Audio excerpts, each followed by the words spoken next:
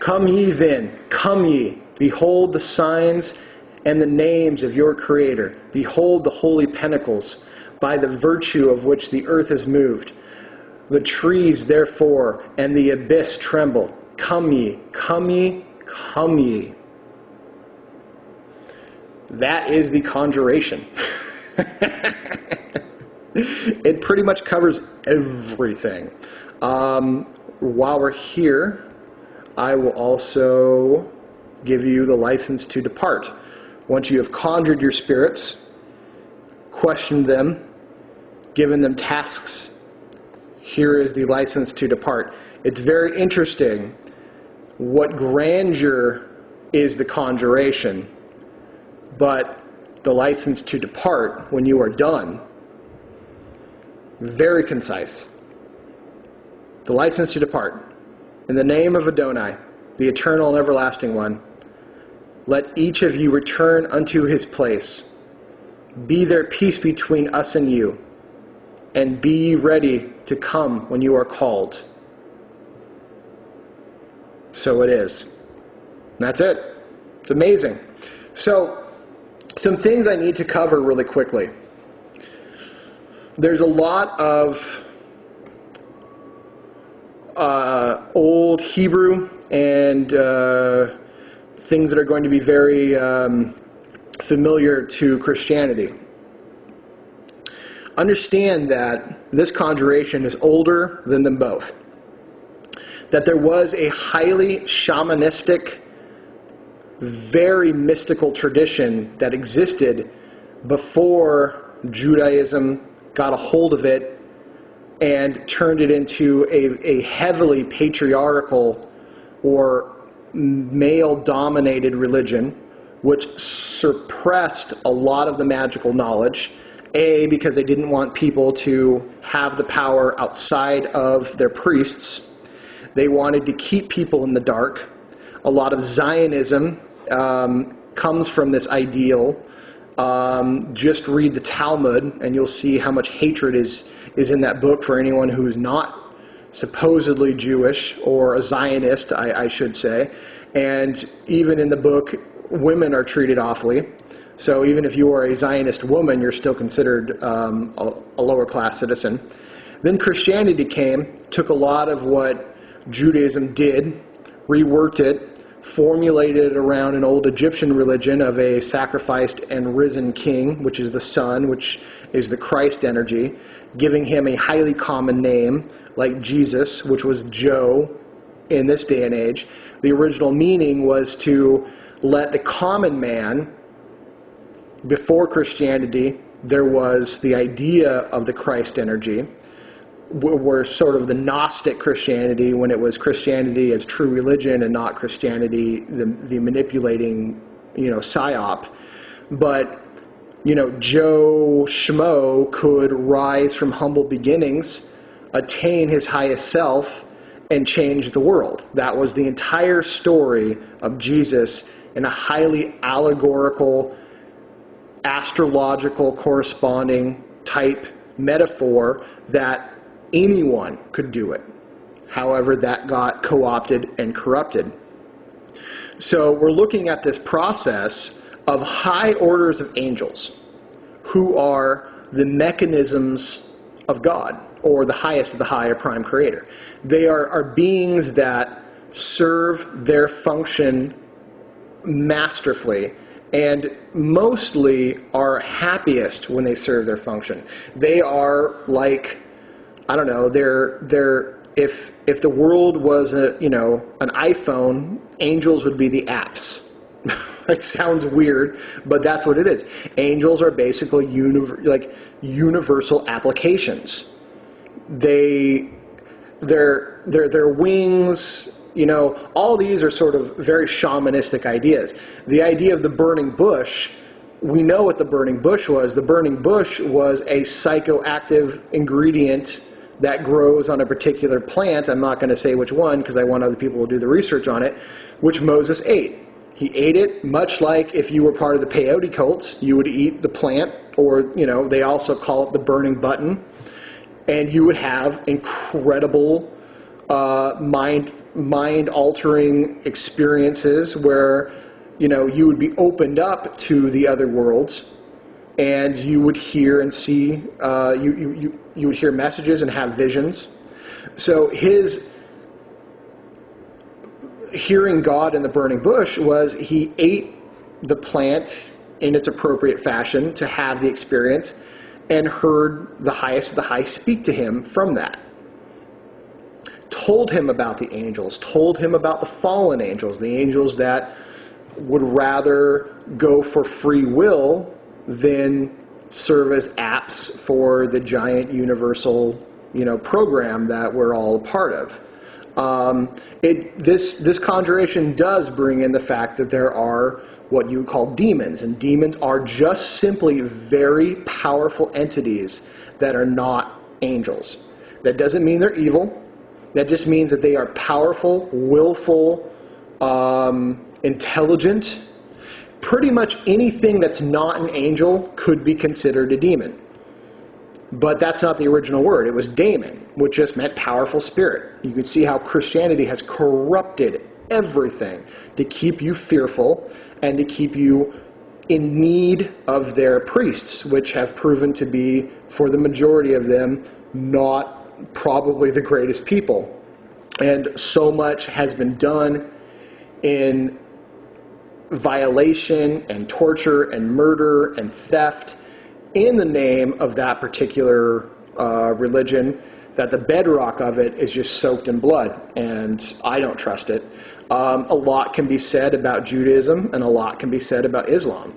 However, all three of these religions share a common thread, which is the Kabbalistic, Middle Eastern style conjuring magic that all these great maguses went about. King Solomon, and there's tons and tons others that gave prophecy and worked with angels and powerful spirits and had their own type of shamanistic order of things and created their own rituals, which were later circumvented and so in some cases out and out stolen from them and used to create a religion, which really may have been initially just a path to get people to awaken to their higher selves, but as these priests got in there and became corrupt and other worldly influences came in, they learned that it was more of a way to control people and sustain agendas that were either depopulation, because trust me, even then they screamed about how the world had too many people in it. It was hard for them to control and enslave everyone, and to keep all the resources from themselves. So, you get all the resources, you whittle down the amount of people to resist you, and you live as gods among a weak-willed and kept docile people who worship you as gods. And through the Illuminati, Luciferian current, that's what they believe. They believe that they attained to their great work by becoming gods upon the earth. People worship them as gods, and so therefore eventually they become gods.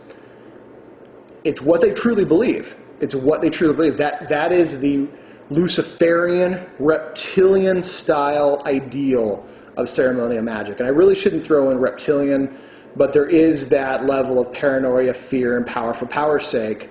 The Luciferian current is very much the flip side to the Prime Creator, and it goes by many, many, many other names. It's just, I can use the word Luciferian, and people generally understand that the light bringer, or he who brings light to you, does so at both a cost and a condition that if you truly knew what it was, you wouldn't get in there in the first place. And so they don't tell you what it is at first. You just are kind of led down that path, and by the time you look back, it seems like it's too far to go back.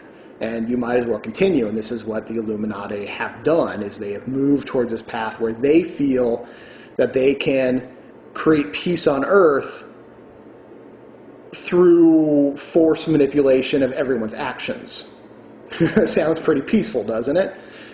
Yeah, not so much. So,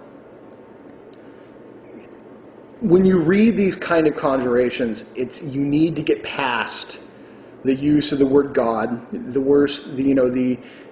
use of the word angels, and you need to get past the Hebrew names of a lot of the planetary sphere rulers, such as El, Elohim, Sabaoth, all those, because those were names that were used and are still very vital and powerful names that absolutely can be divorced from Hebrew mysticism, which they have no claim over, none whatsoever, and be brought back into a magical practice of and a religion, which is attaining to your highest self and doing the great work of your incarnation, and then attaining to and having your genius and your name written among the stars, meaning that you are in completion and that you are ready to evolve to a new level of awareness and of being, which ultimately the progression towards universalism without losing your individuality. So you move towards a higher state of existence where compassion and strength and honor and beauty form together.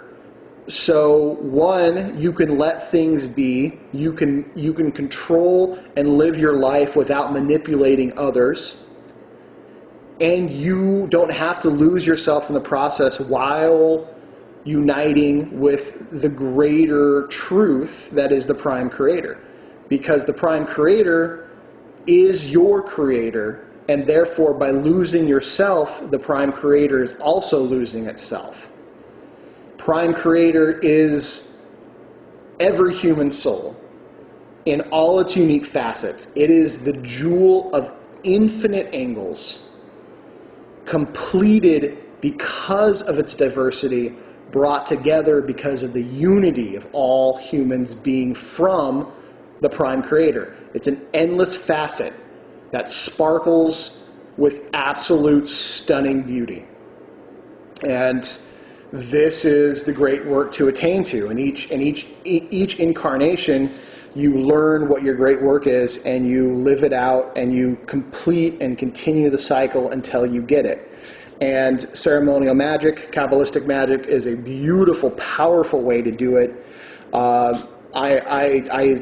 love Kabbalistic and ceremonial magic. And I love the tradition of Wicca and the religion of Wicca. And I think in this life, my great work pertains to both and getting more information out there. This is not those things that you need to keep hidden. You don't need to. We don't need to hide these things anymore. They've been hidden too long, and we can see what's happened since they've been hidden away.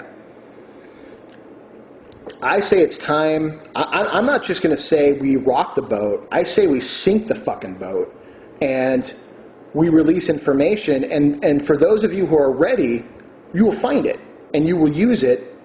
And I hope that you find heroes and spirits and deities and people that you can go, wow, okay, this is how they're using it.